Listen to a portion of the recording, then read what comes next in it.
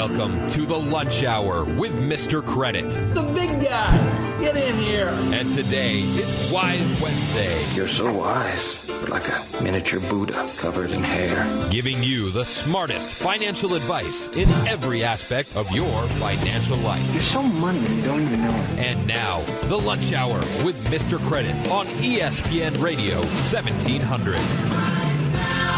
Hey, it's your tomorrow.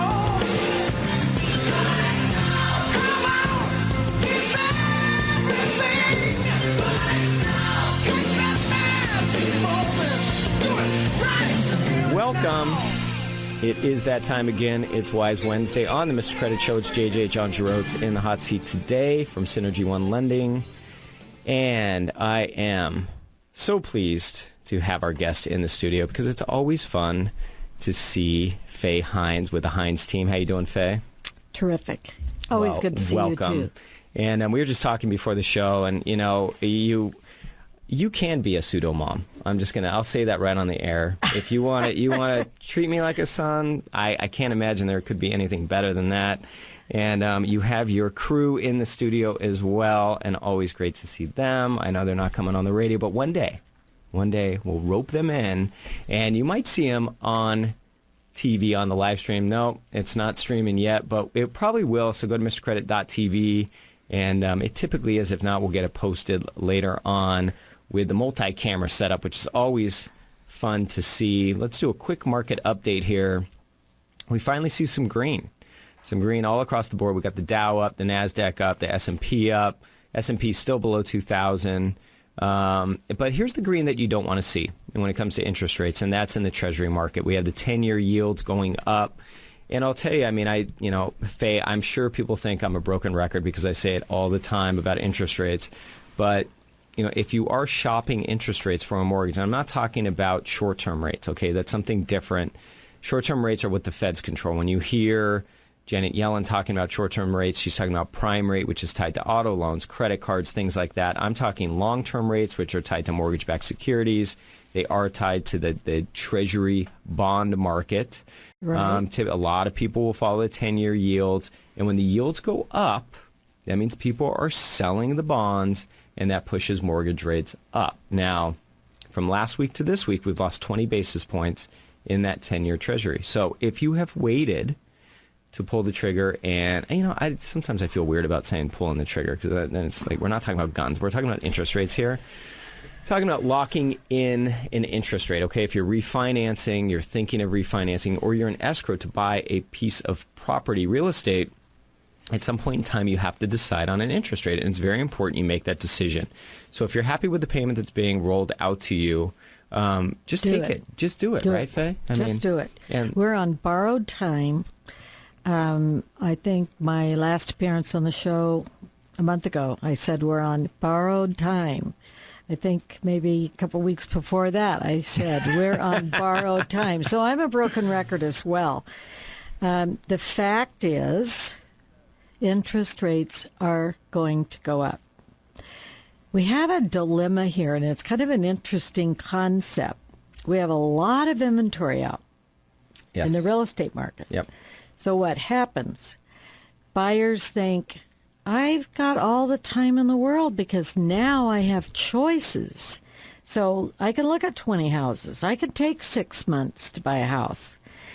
And that's sort of misled. Yeah.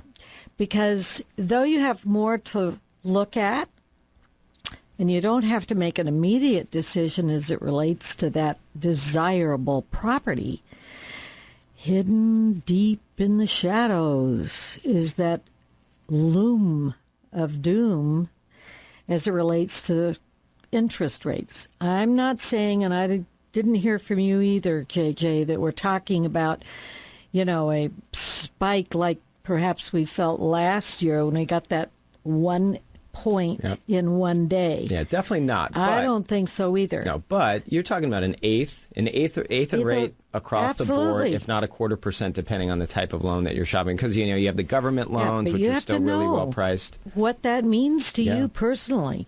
in Definitely. the purchase arena. And later in the show, Faye, I did something. I made it easy so I'm not sitting here on a calculator. I'm sitting here on my laptop looking all sorts of stuff, moving stuff around all the time for the show. But I did lay out some payments that we'll talk about later because I want people to realize what that 1% increase will mean if they do wait, because it's a huge thing.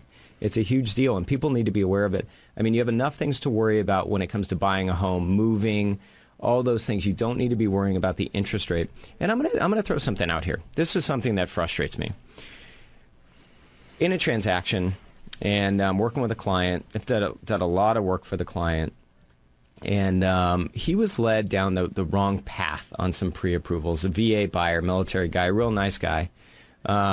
And I just happened to do a cross-qualification for one of the real estate agents that I work with. Okay. And he was pre-approved at USAA, and he was pre-approved at another local direct lender. I'm not going to name names. But they said, hey, he's good to go. I get the information. I'm like, you know what? I would love to say that, but you're not good to go. And here's the reasons why. VA is underwritten with residual income. There's residual income calculations.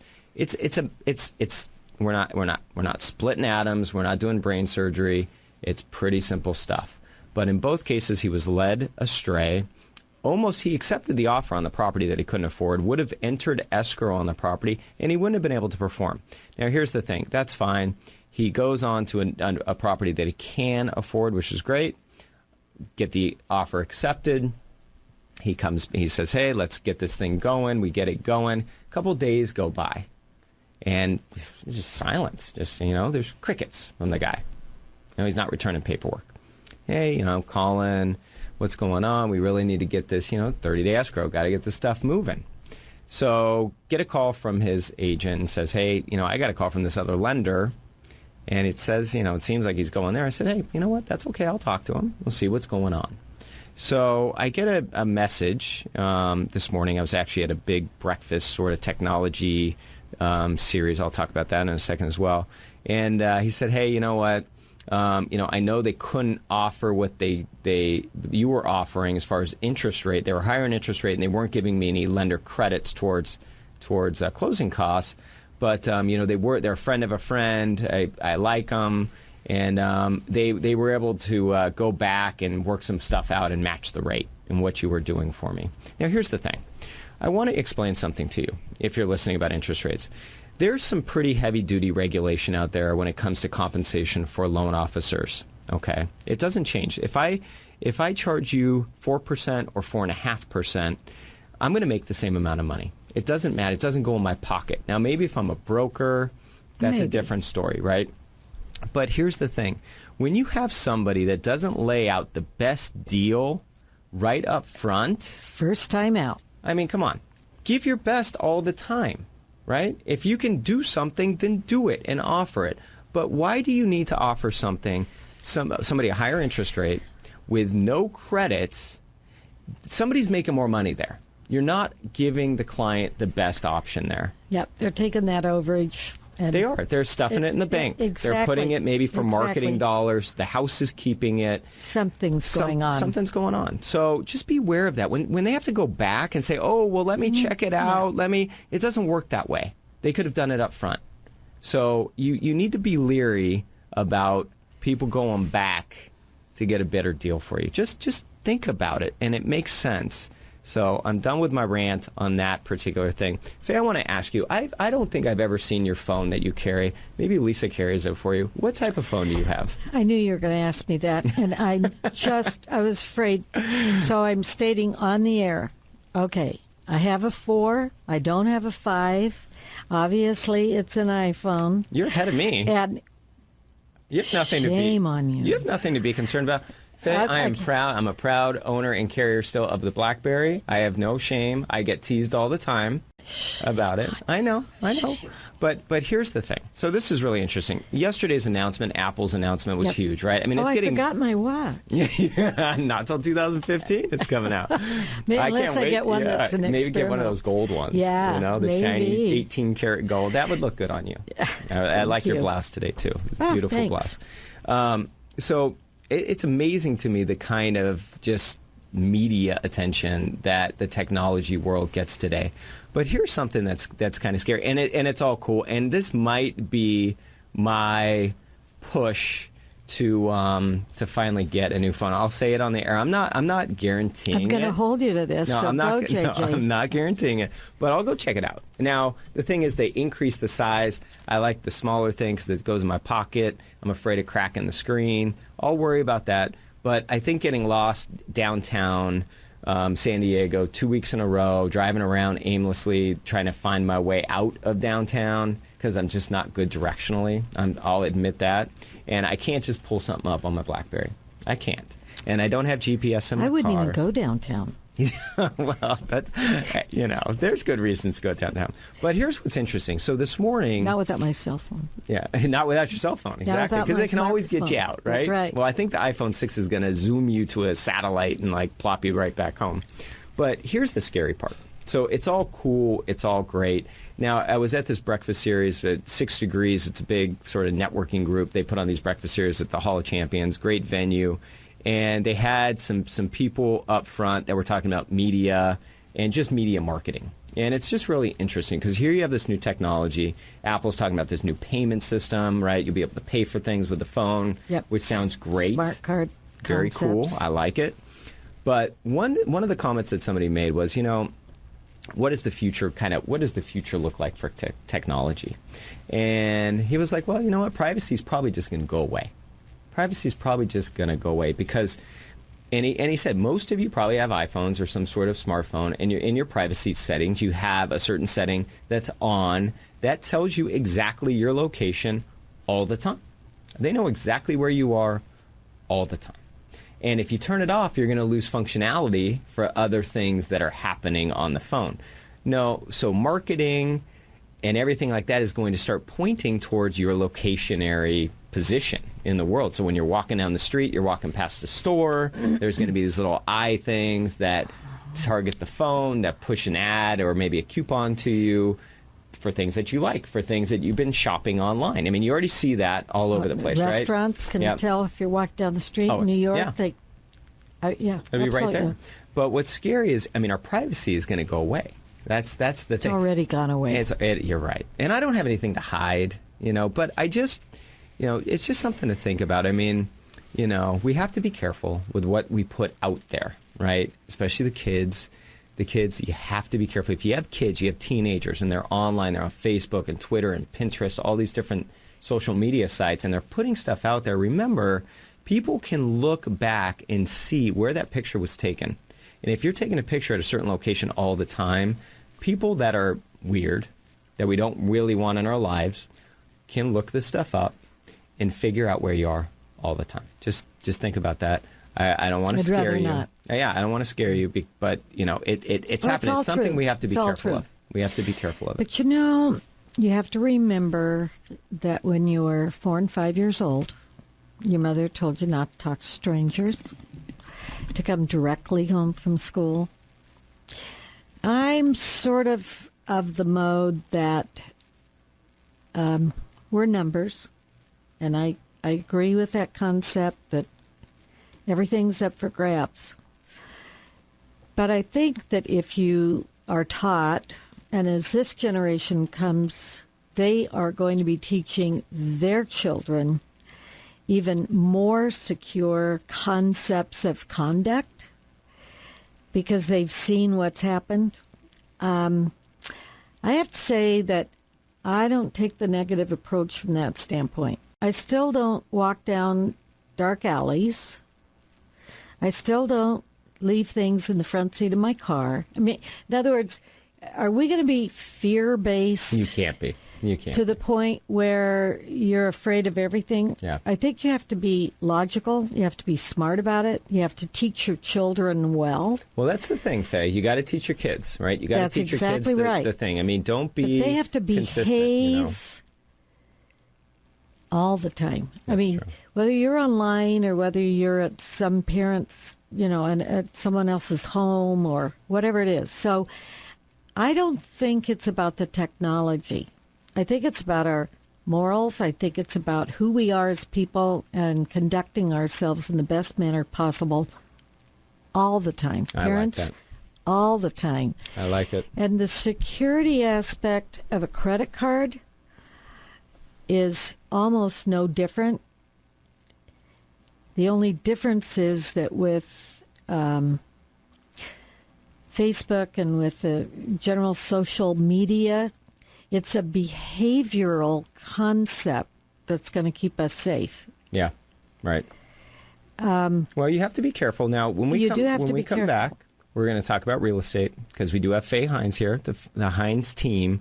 TheHinesTeam.com. You can check her out and the team out while we're on break. It's your lunch hour, 1700 ESPN.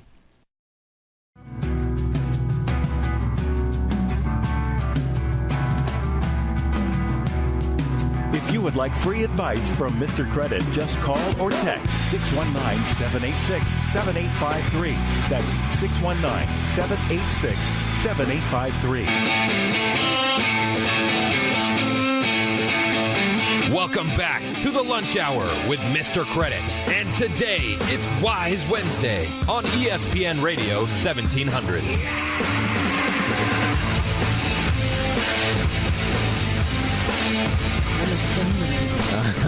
Welcome back. It is your lunch hour, 1700 ESPN, the Mr. Credit Show. It's John Jerotz, JJ, with Synergy One Lending. If you have any questions or you just want to reach out, we always bring the experts in to the studio to help you make better decisions. Today we have Faye Hines with Hines Team. Many years experience in the real estate business right here in San Diego in many aspects of the real estate market, period. I mean, not just on the real estate side, but there's other expertise there, and she can answer those questions. If you need to get a hold of myself or you want to get a hold of Faye, you can always go to askjjnow.com. You can send me a text. You can email me. I do, and believe me, I do get text messages to my BlackBerry. I know some people don't think so. I do get emails to the BlackBerry. Send me an email, shoot me a call, give me a text. I'm as up to date as everyone else except for the hardware aspect of that. Now, Faye, I want to talk about the Chargers real fast. You're a Chargers fan? Absolutely. Been in San Diego for many years. Yep. And Love Phillip. I'm gonna admit something that's actually sad. I had a really busy Monday, and over the weekend, 5 contracts got accepted. So Monday morning, it was Good like, for you. Hey, here's 5 new escrows. You gotta get started on them. And I forgot with the radio show on Monday, getting the escrows going, getting everything moving and shaking. I forgot about the game. I went home, put my kids to bed, kissed my beautiful wife. Good night. Went back to the office, and fortunately, I have a TV in my office. I turned it on.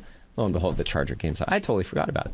And I was, So you didn't get anything done. Well, I did because, it was soon the fourth quarter, Right. And the last 2 Monday night Charger games that I have been to, I've witnessed, sadly enough, some fourth quarter comeback from the other team. And the last one was last year, Denver Broncos. It was Sure. more of a historic Right. comeback. That's- So it's sad, but so I'm used to it, especially on Monday night. So what's your feeling on the Chargers? Well, I think they're going to improve. Nowhere to go but improve. But and there's some truth in that. But I think the thing that I'm referring to about my feelings is that I'm not so easy to throw them under the bus.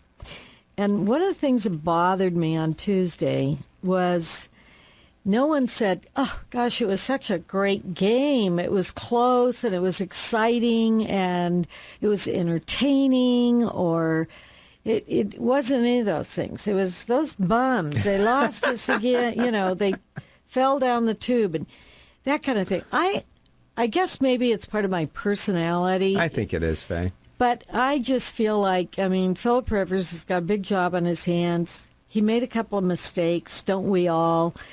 Throwing everybody under the bus on Tuesday morning after a Monday night football game of entertainment. I don't know why, but I have this concept that a football game isn't that entertainment? It is. Isn't that big money entertainment? Weren't there lots and lots of dollars spent and lots of people being entertained?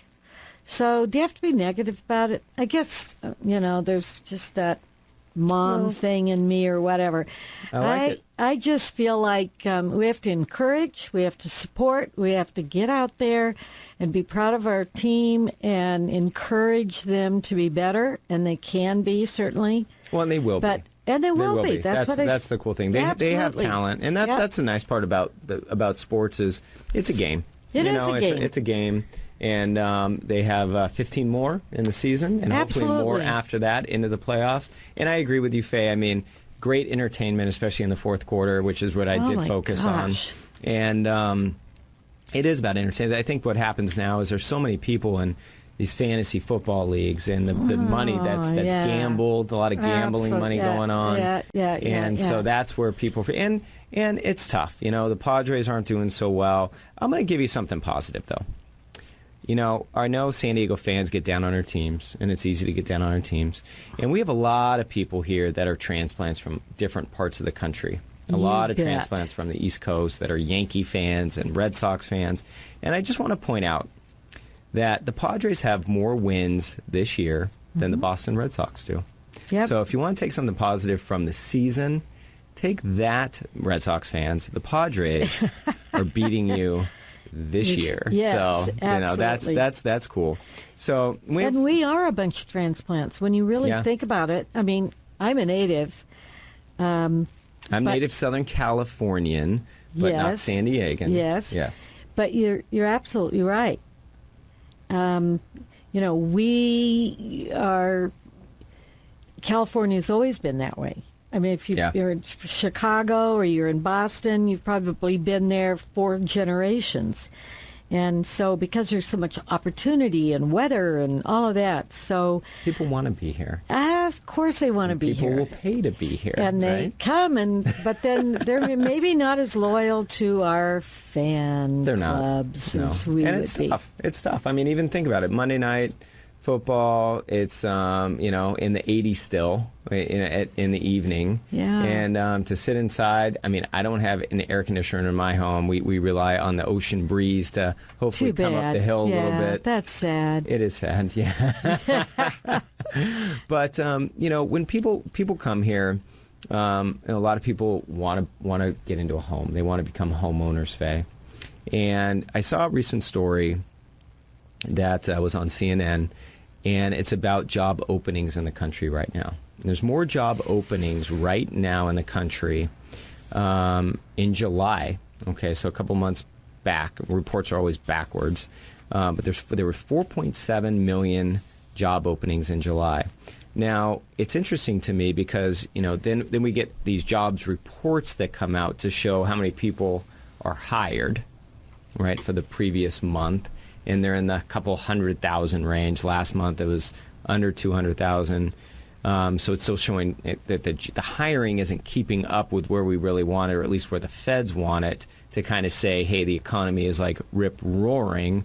But yeah, we have millions of job openings out there.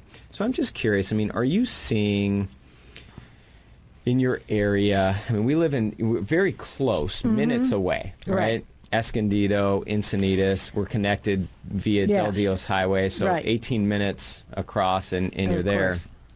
What are you seeing in your area? Well, we are seeing job growth. That statement that was made, which I think is very fascinating, that job growth is driving the income growth.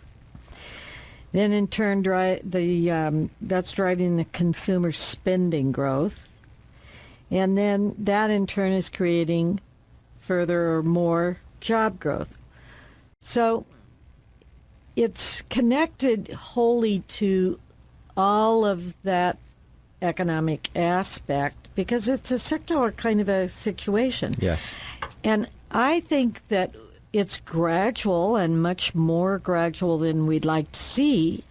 It's not meeting the numbers we would like to see, and therefore we have a percentage of more renters than we have more than we have property owners, and that increase, or that percentage is increasing every year. So you don't think that's a good thing? I didn't say that, and I repeat that to the extent of there's still the same amount of properties owned, so what do we think is happening? Those investors are out investing because there are more tenants. Now, is that the right thing?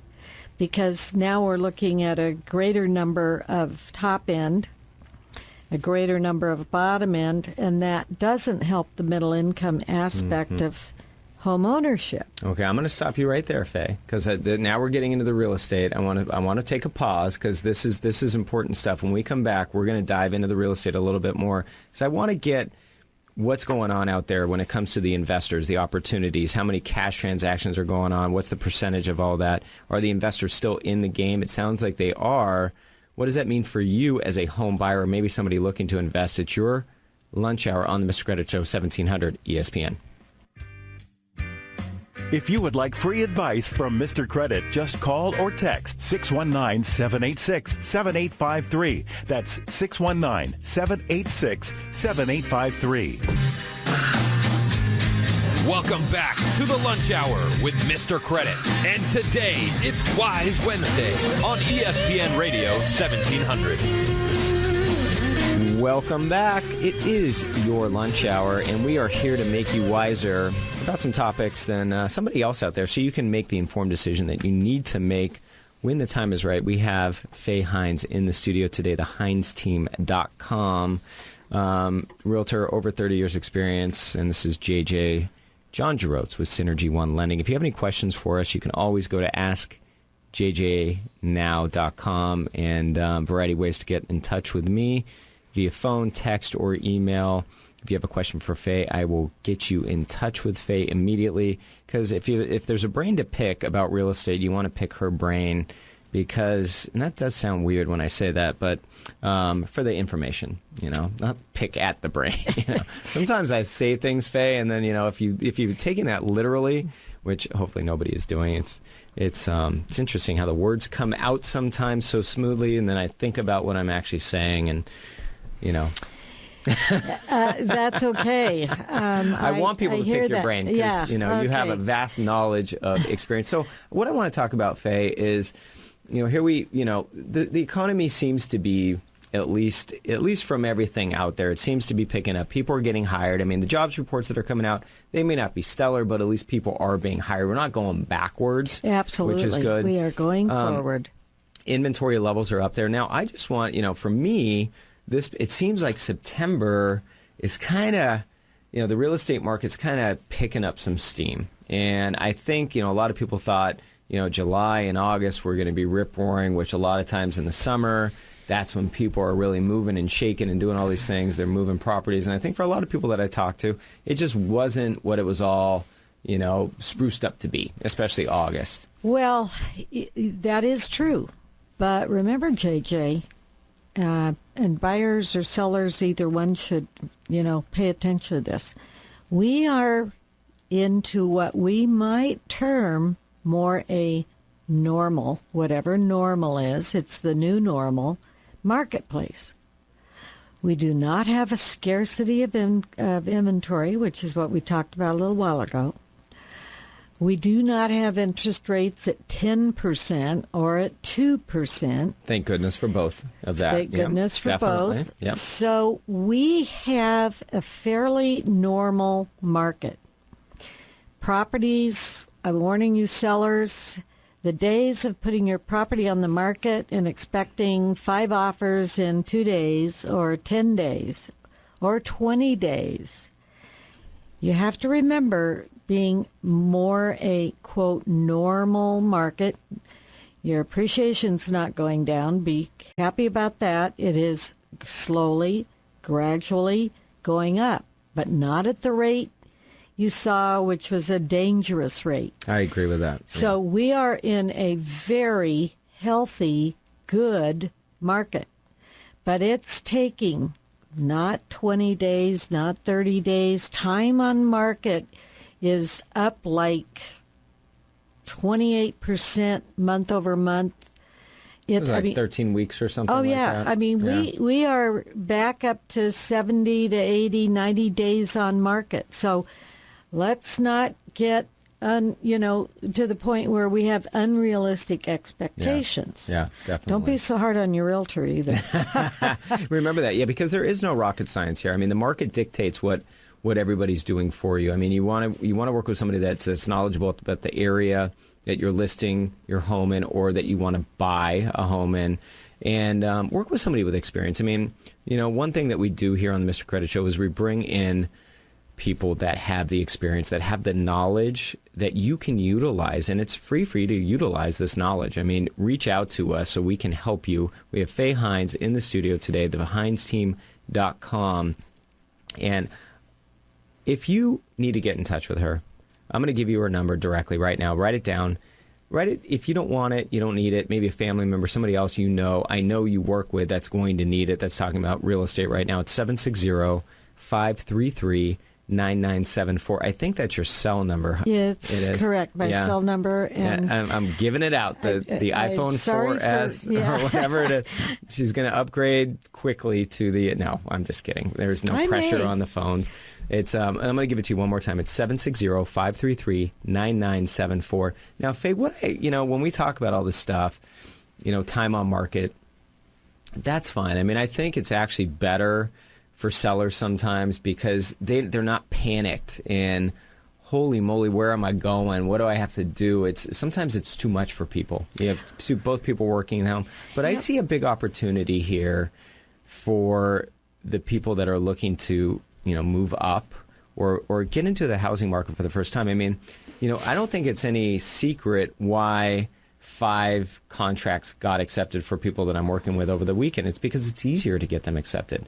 Well, sure, it is. And you guys are doing a great job from that standpoint and utilizing all the tools that you've been handed, not only from an economic situation, this job growth, all those kinds of issues, but we're able to put those kinds of loans together. One of the things that's very interesting, I try to tell people that I come in contact with, it's interesting, the average is now 22 weeks from the time people start thinking about buying a home that they look virtually at every house on the market.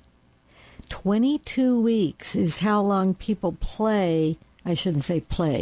utilize, let's put it that way, on the virtual market online before they make a purchase. Okay. But my advice would be call your lender.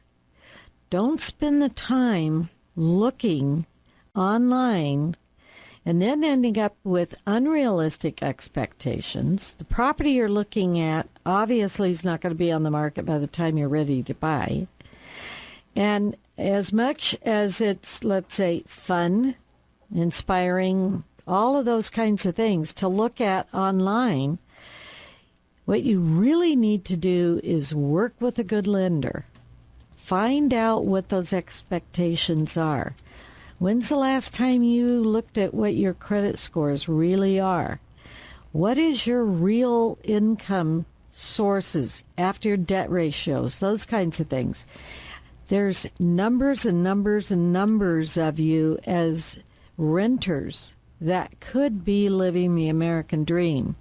If you picked up the phone or went online and talked to a lender before you get to the point where you get burnout online looking at properties that sometimes don't match your affordability range. Yeah, definitely. And that's huge. And I'll tell you, I mean, just from a credit perspective, which you mentioned, Faye, I mean, it's so important. I mean, there's so many issues with credit that Absolutely. I see. I mean, I look at thousands of credit reports. Yeah, I mean, and people belong to these consumer credit reporting sort of deals, and it's not always going to give you the perfectly accurate information that you need. I mean, you need a tri-merged credit report that's a mortgage report. I mean, that's what we look at. One thing you have to realize is if you go and apply for a car loan, the metrics for lending for a car loan are different than they are for a mortgage. So the algorithms that are creating the score and what the information they're pulling, it's different.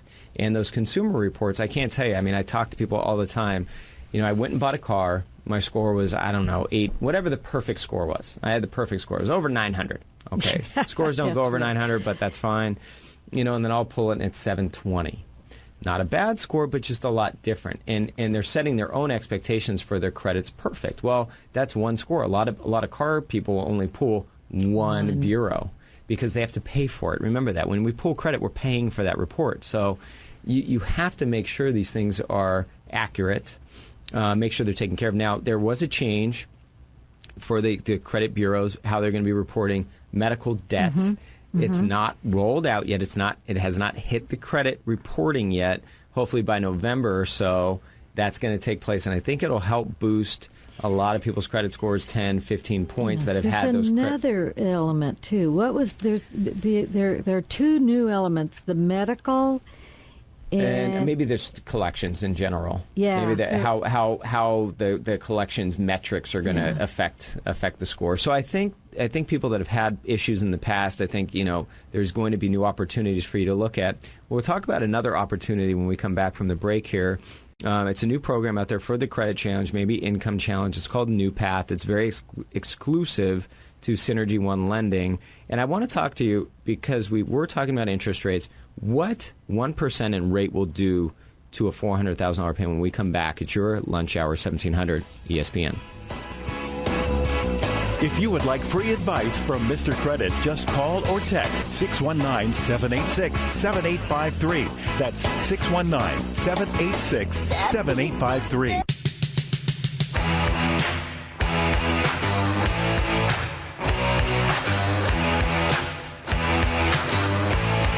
Welcome back to the lunch hour with Mr. Credit. And today, it's Wise Wednesday on ESPN Radio 1700. Welcome back. It is your Wise Wednesday on the Mr. Credit Show. It's JJ John Jerotz in the studio today. Synergy One Lending with Faye Hines, the Hines team, one of my favorite guests of all time. And I'm always so pleased when I see her on the calendar, knowing that she's going to be joining me right here in the studio because it makes it so easy for me. I could just sit back, Faye. I don't even have to really say anything. I could just throw a question out and, sit back. So, in those times when I'm tired, I might just call you and say, hey, come on. No, I'm just kidding. What about when I'm tired? Well, then I'll carry. We'll swap. You can always just call me. You can talk to all my clients all the time. Our phones never stop. That's the problem sometimes. And it's not a problem. It's a blessing. It is a blessing. And, sometimes you just run out of time. That's the thing that I find challenging. An hour phone call, the day goes by quickly. Yes. And sometimes you got to jump into the next day. And in today's day and age, everybody wants something right now. We were talking earlier in the show about interest rates, Faye, in the first segment. And I was mentioning we lost a little bit of ground week over week here. Not a big deal, but it's really important to understand what this means to people. So I laid this out, and I don't have my calculator out here, so we're not going to run a bunch of different numbers, but I just want to show, I think this is a fair loan amount to work with in San Diego County here. I worked with a $400,000 loan amount. Perfect. I think it's, I think it's kind of on average, and I know our median home price doesn't really follow suit with that type of lending, but this is just the mortgage payment. This isn't property taxes or homeowner's insurance or maybe mortgage insurance, depending on the type of financing you're doing. This is just the mortgage payment, the raw mortgage payment.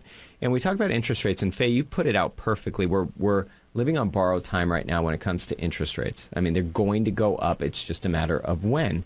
And we saw it last year. You can lose 1% like that. Exactly. It can be done. So I want to lay this out for people because it's so crucial to understand what this means to you, not only in your life, but your buying power. If you're looking to buy $400,000 mortgage, let's say we're just basing on conventional interest rates today, that we'll use 4.25%, depending on your scenario, credit score, loan to value, all those things. That interest rate could change, but we'll just use that as a raw basis points.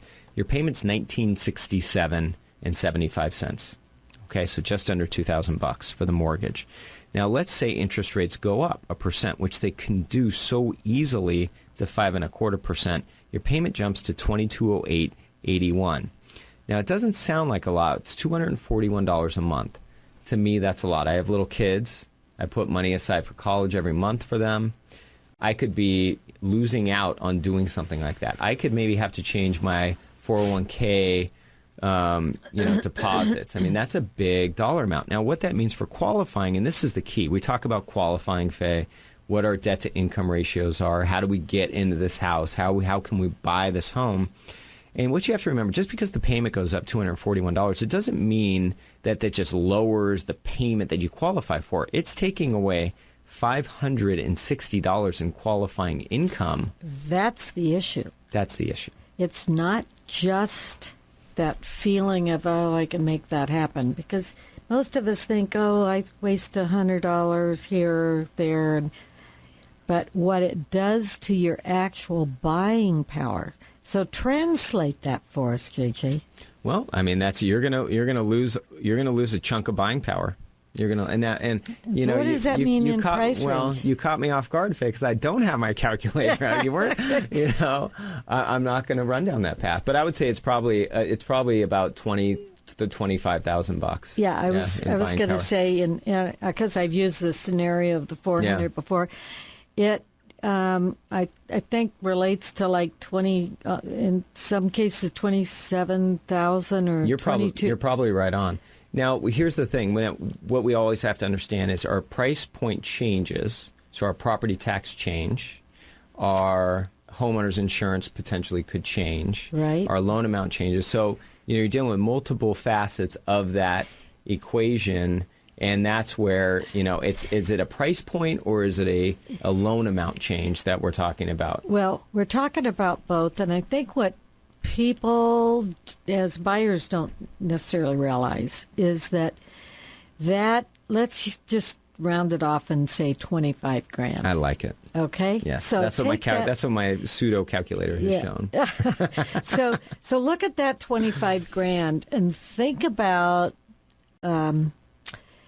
the market aspect of a different school system. Yes. Look at the market aspect of the difference between the affordability of an HOA if you prefer to have a more conforming neighborhood. Think of that aspect as it relates to the size of the lot. Maybe you want a little more freedom. Maybe you want RV parking. Maybe you want a larger garden area and yard for your children or that sort of thing. So by sitting on the fence and not making a move, you could be cutting yourself short of some of the things that are probably most important to you as a consumer. Yeah. Yeah. So I think looking at all of those kinds of things is an important aspect of the home buying process. It is. That's Faye Hines with the Hines team, thehinesteam.com. If you want to get in touch with her, here's her phone number. It's a direct number. So you're going to talk to Faye. Years of real estate experience, 760-533-9974, 760-533-9974, a regular right here on the Mr. Credit Show. And that's for a reason, because of the experience. And that leads us in. I mean, we talk about more inventory. If you're a buyer out there, I want to make this point very clear. It's not a bad thing that there's more inventory. Now, there's two sides. Just because there's more inventory does not mean prices are going to drop. We keep seeing year over year price increases so June to June of 2014, market. They were good. July, we're still over 8%. I think we'll see that year-over-year appreciation come down a little bit, which is a good thing, which we talked about. Don't want it to go up too high, too fast. It's a good thing. Stabilization, normal markets are a good thing. But if you're a buyer, I want you to realize that the cash buyers, people aren't talking about the cash transactions that much, but they're still representing a huge portion of transactions right here in California, in Southern California. Upwards of close to 30% cash transactions. And what that means, if you're a buyer, it means it's a great time to buy still, because when all the cash is still coming in, it may not be 40% of the transactions or 50% of the transactions, but when you're still close to 30%, one out of every 3 homes is a cash transaction.